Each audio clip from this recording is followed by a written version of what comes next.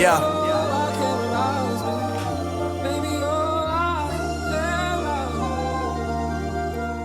How you doing? Welcome to episode 1 of Reclusive Conversation with 4 and 30.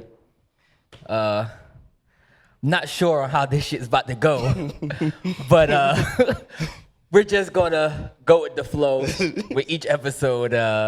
So yeah. Anything you got to add? No, I mean, this is kind of like we've always talked about doing a podcast, but like we kind of just now just like saying fuck it and then we just doing it. But this like when we have fucking regular like phone call conversations and shit. Daily conversations that we have every day. Well, almost every day. How like when would you say like we wanted to start a podcast? COVID time, 2020. Yeah. That was like, I guess that's like when the first time people was telling us like start a podcast. Yeah, because I remember like Justice, like he would always hit us up. We had like a group chat and we was gonna start one, but like COVID kind of. Clubhouse days. Oh yeah. Oh damn, I forgot all about Clubhouse. That shit was damn. Starting rooms on fucking Clubhouse talking about fucking music and shit. Yeah, nah, facts. I forgot about that shit. Is that even? I wonder if that's still a fucking app. It's still an app. Fucking, I know. Twitch and like Discord, like kind of took over. Yeah, but I know Whack 100. That nigga be having like he be having daily Clubhouse. He still do that shit. Yeah, meetings. Like it's like on some like morning shit, like morning news type shit. I'm going crazy. Whack 100, man. Fucking Whack 100. But yeah, the podcast is pretty much going to be music, fashion, sports, just regular culture shit. Yeah. No, we're not talking no politics. None of that. We're not doing politics. I don't even want to. I just want to give y'all a disclaimer now. We don't want to offend. We don't want to offend. So yeah, politics is going to be a no-go on here. I'm sorry. If you came here looking for politics, you're not getting that. You're not getting it. Nah, but yeah, for real. So, I mean, it's pretty much like, well, I feel like we're pretty well versed in the shit that we will talk about. So, yeah, it's like, it ain't really much that we don't know about. Yeah. And that's like, we stay in tune with like literally everything. That's why like, even like I said, regular, like on the phone conversations, like, hey, did you see this? Did you listen to this? Like, it's going to be heated debates on the phone. Yeah, heated debates on the phone. Like, especially during Drake and Kendrick time. But nah. By the way, fuck Kendrick. I am Team OVO. That's kind of how we starting today, man. It's all good. I mean, just gotta learn how to take your L. That's all I gotta say. And you can't take no L's off me. But so let's get into the first topic that I have.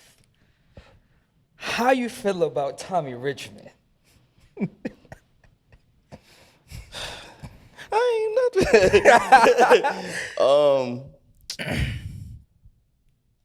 You talking about like the recent, like the clip that he went viral for, or are you talking about just in general? Just in general. Just in general. I see what he's trying to do. I see where the influence is coming from, like far as the Pharrell, Timbaland, like influence. But I don't know. It just doesn't seem. It's cool. Like it was cool when like. What was the one song? It was like what $1 million? What was it called? $1 Million Baby. Yeah, like that song was cool. Like, but I just think it got overplayed, and I don't know. I just think it's one of them things where he's trying to take, like he doesn't want to be a part of like our culture, but like he is trying to like implement that, and it's like even a tweet that he made. That one time, like he's not a rap artist. He's not hip hop. Yeah, but now you have like in the recent clip, or the song, you have like 808s and snares, a hip hop, and like you're sampling, like it sounds like Soulja Boy. Yeah, yep. So it's, I mean that's my thoughts on it. I mean he's cool, I guess, but I don't listen to it, me personally. Not for me. I tried. Try to give him a shot. Not for me. I tried. I'm sorry. Especially after that tweet. After making that tweet, you're definitely not. I'm definitely not supporting that shit. Because I feel like you can be, because I can definitely tell, like, he knows music for sure. But I think he, you know, when you're trying to grab from a different culture, you're trying to grab for something that, you know, you just don't necessarily want to be a part of. I feel like it's a backhanded, you know, it's just like, I don't fuck with y'all for real, but like I need y'all. Like that's kind of what it is. Some Post Malone shit. Yeah, and it's sad with Post because like that 2016, 2015, like that nigga was on the run. I'm saucing. It's nothing wrong with like, you know, changing up genres because you've seen like so many artists like switch it up, but like, I mean, it's not wrong, but just don't carry it like that. Yeah. You know, don't carry it like, oh, I don't fuck with y'all, but like I need y'all. You use the culture to get big, and then once you're at the level that you want to be at, it's like, all right, I'm not fucking with y'all no more. I'm gonna just go back to what I truly wanted to do. Yeah. In the jump. Yeah. I mean, like I said, it's cool, but I don't really. It's like just seeing the tweet and then just hearing it. It's just like, nah, it's kind of backwards. Yeah, I mean, how you feel about it? Who? Tommy Richman? Yeah. Yeah. I'm good on, bro. I'm good on, buddy. I'm sorry. Like I said, bro. Like I gave that $1 Million Baby song a chance, and I don't know, bro. It's just not for me. It's just not for me. Nah, it's funny because if you make beats, you know about this program named Splice. They got like a whole Tommy Richman like influence pack and shit, and I was playing them shits the other day. Like that shit it's kind of funny, but it's like it's not really his sound. It's like Timbaland and Pharrell's sound, but they like got it labeled as like his shit. So like now people are just gonna think that's him. Him, yeah. But do you feel like people should know where shit comes from, or do you feel like that it shouldn't matter? I think if you're really into it and you're genuine about it, Mm-hmm. you should know like the origin of everything. Mm-hmm. But if it's just on some shit where it's just like you don't really give a fuck and you just like what you like, you're not that deep into it. I guess I can't fault you for not knowing or not caring where the origin of shit comes from. Yeah, I feel that. I feel like I guess from my background, like I've just loved music like my whole life, so I feel like learning it is kind of like a plus for me. Like I kind of just get excited with like learning new shit. So I like the knowledge of it because I gotta listen to different shit, like the sample stuff. Yeah. So I feel like if you do love something, if you're doing it for the money, like that's like basketball in a sense. Like if you just want to get here to get paid, not get better at basketball, then like, that's cool. But I feel like if you want to learn and evolve, like you're gonna have to learn knowledge of what was there before you. True. That's true. But time and time again, we see that niggas is only in it for the money. I mean, I respect it. Like, get your bread, for sure. They don't give a fuck about the craft. They don't respect the craft. This shit, nigga, I want my money and I'm gone. Like, fuck that shit. I respect it. Get your money. Like, Uncle Sam is fucking you, so you might as well. Fuck it, get your money. Oh, also, another thing I forgot to mention. We will be pocket watching. That's another thing we will be doing. We will definitely be pocket watching here. Pocket watching and top tier hating. Definitely top tier hating. Definitely top tier hating. We started off the episode started off. The first topic was hating. Nah, speaking of hating, do you feel like recently LeBron he's had a chance to play with his son. Bronny got drafted, second round, 55 draft pick. It's a lot of hate that he's getting. Do you feel like he deserves to be in the NBA, or do you feel like where do you lie with that? I mean, to be honest speaking, I do feel like he should have stayed one more year in college just to establish himself. Yeah. and get his game a little bit better for the or a little. I'm not gonna say better, a little bit more ready for the NBA. Yeah. But I also know that like his name is gonna take him places. Yeah. Plus, he already it's not like he's ass. He has the build, he has the IQ, he has the work ethic. So it's like everybody that I feel like everybody that thought he was going to come in the league and be great off day one is simply just retarded. If I can say that word. I don't know. Hey, Fuck it. we might get canceled for that, but we're gonna let it fly right stupid. now. They're stupid as fuck. But like I said, his work ethic is showing because he went from people talking shit about him, not doing good in the G League or whatever, to now averaging what? He's averaging like 20 something points in the G League. It's like 20. It's like 21, I think. Last time I checked. Like he's had multiple 30-point games in the G League. So it's like I said, his work ethic is going to get his game better. Yeah. But so like I think maybe year 2 or year 3, he'll have a solidified spot on somebody's NBA roster. I'm not saying he's going to stay on the Lakers or whatever, but I think year 2 or year 3, he'll have a solidified spot definitely on somebody's roster. Because like I said, great defender for a guard, great IQ, can pass the ball. You know what I'm saying? What I will say is when he is in the NBA game, he does need to have a little bit more confidence like how he has in the G League. That's the only thing I would say. I just think it's all timing. And I feel like people don't understand the fact that it's a hard transition from, high school, like you was like one of the number one options.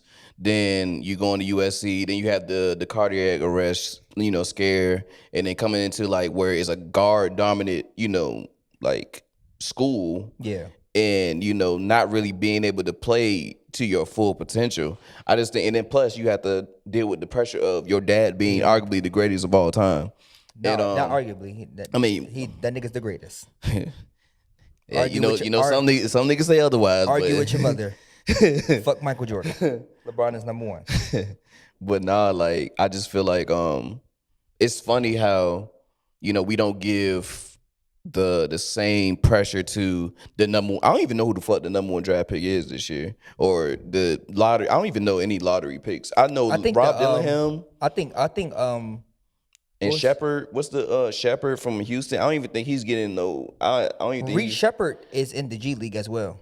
So it's like, and he's not even doing as good as Bronny is in the G League. So it's like, but also Reed Shepard. I think Reed Shepard is a great player. But it takes time. He just got drafted to the wrong team as well because that's guard dominant. You have Fred VanVleet, and you had Jalen Green already. So it's like it was really no reason to pick him up. And then they still got Amin Thompson. The Thompson brothers. Yeah, I mean, I just feel like him being who his father is. And what it is, like, granted, I feel like if he wasn't LeBron James' son, would he be in a position? No. Yeah. But I mean, I agree with that part. But it's just like when it come down to like people just hating on a 19-year-old, like you gotta think like he's 19. Like want him to fail. Like he never said nothing crazy. He's getting the hate that his dad can't get because his dad is so great. That's all. That's really all it falls down to. Yeah, and then it's just like, if he do go off, if he does become a robot, or if he does like, shut people up, then what? And then they're gonna find something else. So like, it's like every step he goes, like, cause it's like at first, oh well, he not scoring, he not doing shit in the G League. All of a sudden, he started building up confidence. Now he's scoring in the G League. Now it's just like, oh well, it's just the G League. Like that nigga, what the fuck? What the fuck do you want from this nigga, man? They keep moving the goalposts. Like, every time he does well, they're going to move the goalposts. Like what more do y'all want from this nigga? Like I just don't get it, but. I just wanted to bring that up because I was just like, I see like, because Gilbert Arenas, like his shit, like they'll talk about it, like everybody, and then Stephen A was just like, this nigga said, he was like, as a father, LeBron, stop it. Stop it. I was just like, nigga, like he giving him a whole monologue on fucking like, nigga. Yeah, nah. Who- Telling LeBron to stop helping his son achieve his dreams is crazy. I was like, this nigga Stephen A. one of them though. So like it's all about entertainment at the end of the day. Yeah. That's what it's about. It's about what's the headline. Like even that night when he got cooked by fucking Tyrese Maxey? Like nigga Tyrese had 42. They ain't talking about that shit. Tyrese Maxey was He- working that nigga. It's the welcome to league moment, man. Nah, Like yeah. Everybody has it, so it's like nigga, not- what? Yeah, it's nothing you could do. Is Tyrese a top 5? I had this conversation with my coworkers today. Is Tyrese a top 5 point guard?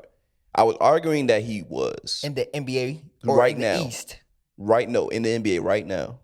Right now, it's I don't know. It depends on who you're considering a point guard. Cause I mean, you got Steph. Yes, I said he's top 5. You got Luka. Yes, I said he's top 5 as well. You got Jalen Brunson. Yeah. I'm not gonna disrespect Jalen Brunson like that. Yeah. You got John Morant. See, that was the discussion too. Is like where does Ja like? Ja's definitely a top 5 point guard. I'm sorry. John Morant's definitely a top 5 point guard. When he's healthy and he's It's like on that court, that nigga is giving you buckets. I know for sure. It's like, but that like 4th and 5th spot like could really. It's like one person has to drop off. The 4th and 5th spot can be. Because you gotta think like Kyrie's not having a crazy year, but Kyrie's a 2 guard now because Luka plays the 1. Right, but see, that's what Shea. I look at Shea Shay's like, a top, and that was gonna be. I look at Shea like he's a 2 though. To me, he moves like he's a 2 guard. I can't say that because he brings the ball up the court and True. he AI runs the also offense. AI did the same thing though. Man. And a lot of people like viewed him as a 2 guard. True. Yeah, I mean, but I feel like AI is different because they had Aaron McKee bringing the ball up a lot too. They had fucking trash ass Eric Snow. That fucking team was so goddamn. That shit was on paper. That shit was bad. That's one thing I wished would have got an NBA championship. Who? AI. Yeah. I mean, yeah. It's just you got to think what he had to go through. Those are the only 2 people who I wish got a championship. George Karl was Melo's fucking downfall. Fuck George Karl. Yeah, he was their downfall, unfortunately. AI should have just went to the Lakers with Kobe. When was that supposed to happen? I mean, I know they talked about it one time during All-Star. That would have been crazy. Yeah. Because was Shaq still there or no? I think Shaq was gone. I think Shaq had just left. That would have been crazy though. AI and Kobe together would have been ridiculous. You don't get that 81 though. That's the only thing. I don't give a fuck about the 81. we was talking about that shit today. Like that nigga Kobe, hell of a scorer, just not efficient. Not efficient at all. That nigga's gonna get you like 30 or 40, but that nigga's gonna take like 30 fucking shots to get that shit. Hey.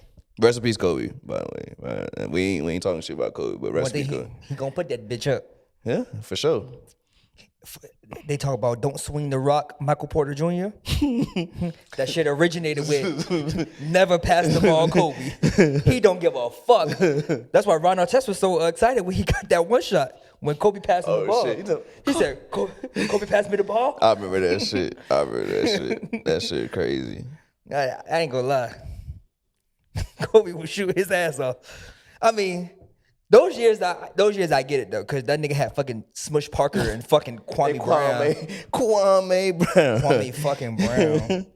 That shit funny. The biggest bust in NBA history. I feel like that nigga's villain origin arc. That shit when he started going like at everybody, that shit was hilarious, bro. That nigga was uploaded on YouTube. Some shit he did make good points about. Yeah, but it's like at some point it's like my nigga, you gotta take accountability. You gotta take accountability. Yeah, because it's like nigga, you was right beside Jordan, and then you literally like, oh, he killed my confidence. Like I get Jordan was an asshole, but it's just like Ben Simmons shit. Like nigga, we know that nigga was an asshole. Ben Simmons keep blaming that damn back injury shit on why he not performing good, bro. Shit. I think that nigga confidence just shot after I forgot who he was talking to, and that nigga I think it was the semifinals. The semifinals. When they was talking about like how he had the free throws or whatever, and then the nigga told me he wasn't gonna make it, and then after that, shit was cooked. They got a wide open layup against Trey Young. Oh yeah, I remember that shit. I remember that. Yeah, I remember that. Like Ben Simmons, like there's a lot of people that's like a what ifs, and he's definitely at the top of the list. Like yeah, great, one of the greatest what ifs. Him, Brandon Roy, Greg Oden. Brandon Roy was crazy. Yeah, Fucking Tracy McGrady low key too. man, I think Tracy McGrady had a long ass career, bro. He did. I mean, he did, but like it was a. You gotta think, bro. That nigga Tracy McGrady's what if came from when he played for the Rockets. He was already on 2 other teams before that. He was on the Rockets. I mean, on the Raptors and then the Magic. Nah, that nigga in the fucking Hawks jersey. He was in a Hawks jersey and a fucking Spurs jersey. I think that Spurs jersey was that nasty. shit was disgusting. That shit was disgusting. That Spurs jersey was disgusting. That shit was. I ain't never seen nobody walking around with a Tracy McGrady Spurs jersey on. That's like Gary Payton and Karl Malone On the Lakers. That shit was. They brought them niggas there and didn't even win the championship. That nigga, I was pissed. The mailman. That shit, bro, pissed. It's pissed. Had that stacked ass team for no damn reason. So do you feel like, because they always say, you know, KD, Bron, they started super teams. Do you feel like there were super teams before all that, or do you feel like they started? Boston Celtics started a super team with Rondo, KG, Paul Pierce. But according to some people, like they was old, they was outside of their prime. No, fuck no. I don't care. No. I mean, they got a chip. Because if you want to say the Heat, LeBron, D Wade old ass knees was outside of his prime too. Yeah, it's crazy because fucking who else was on that team? Ray Allen. Who, the Heat team? Yeah, Ray Allen. Ray Allen came a little bit late though. Well, yeah, he was that next year. No, he was there that third year. Because remember, they lost to the Mavericks. You're right. They beat the Thunder. Yeah, you're right. Ray Allen still there. You're right. Yeah.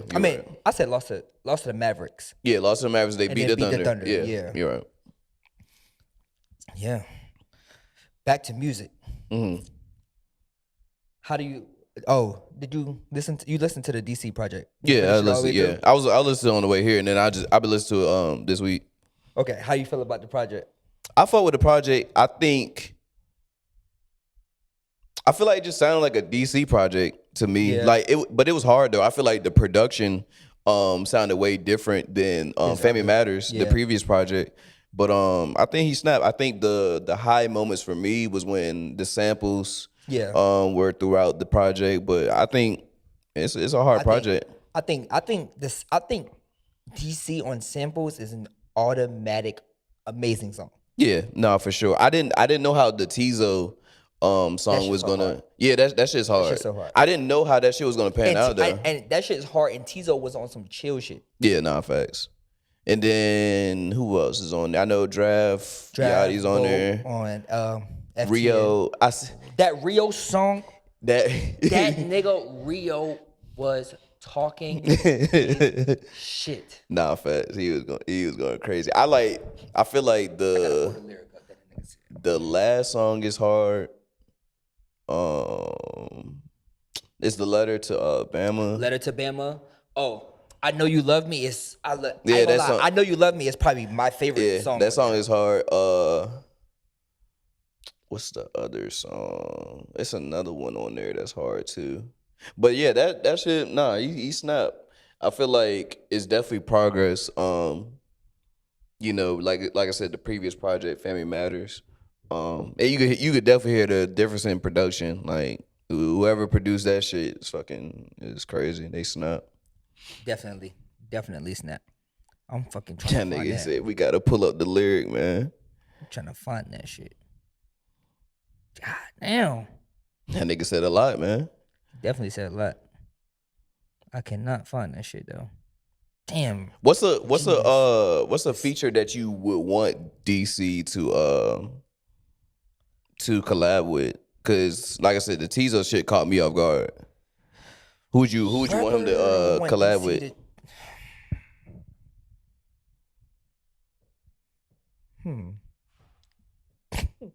I don't know, bruh. Cause I don't think it's a lot of niggas that can keep up with DC rapping wise, like new niggas. Yeah. And it's not a lot of old niggas who would sound good on his beat selection. To be honest, I think Drake and DC would sound cool, I think. Or if it's like a singer, I ain't gonna lie, I think a DC and Erykah Badu song would sound good. Erykah Badu, damn, that would sound crazy. I don't even, yeah. That would be on, you know how they be putting fucking Paul George. Goddamn, what's the song that she got? They be putting the Paul George highlights. Oh yeah, to her song, yeah. I can't remember what song it is either, but I definitely know. Yeah, on some shit like that. I can see that. Bag lady. I can see that. I don't know. We do have some questions that we have from people who sent in questions to us. Okay. So, the first question is, would you let a bad bitch eat your ass? The first question is crazy. No, I just don't. I don't get down like that. Yeah, no, I wouldn't even let like a regular bitch like eat my ass. I think I'm good on that. Me personally, not judging, whoever likes that, but me personally, no. How about yourself? Ain't no tongue coming in my ass. I'm good. I'm sorry. I don't give a fuck how bad the girl is. No. Fuck no. Fuck no. Second question. Would you be mad if your man's hit your ex? Yes, 100%. 100%. 100%. That's 100%. Because like we grown now. Like it's not high school. So it's like, like, especially like if that's a homie that you like know what the hell we've been dealing with. Yeah. Like, or just know like the history. So yeah, for sure. That's 100% like, yeah, no, not fucking with that. Not at all. Ex, yeah. I think I would be like, all right, my nigga, like, that's crazy. Definitely. So I definitely understand where you're coming from. All right. These questions are crazy. Third question. Or I think they're asking for advice. Oh God. My nigga dick smell like piss every time I give him head. And I think it's because he does the shake and go instead of wiping his dick off with toilet paper after he pees. How do I tell him without hurting his feelings? What the fuck? I don't even think I've been asked a question like that ever in my life. That's a lot to unpack there. I feel like to a certain extent though, like you have to, if you have an issue with it though, like, and every time, like you should say something at that rate. Like you're not gonna make him feel bad. You the one sucking his dick. Like you should know. Like I feel like at some you a little sick in it. Like this advice. I'm sorry. Just let him know, man. Like if you have an issue with it, just let him know. But I mean, you kind of still like you're sucking it every time. So like you obviously don't see no problem with it, no real problem. But that's all I have to say about that. That's a crazy question. Oh, I ain't even got no answer for that. That's it. That's all I got. All right. And that is episode 1 of A Reclusive Conversation. We'll be back in a month for episode 2. So be prepared for that. Like, comment, subscribe. Bitch. Yeah. Can't get closer. I'm a potion and they notice. She in my circle. It's a purpose and she notice. Drink baby, screaming louder, and they notice. He come around, no more, he bogus. She push up the sample. Target practice, chase him down, work on my stamina. Niggas is kid like Danimals. Lil' Mo standing on business. He can't afford how I'm living.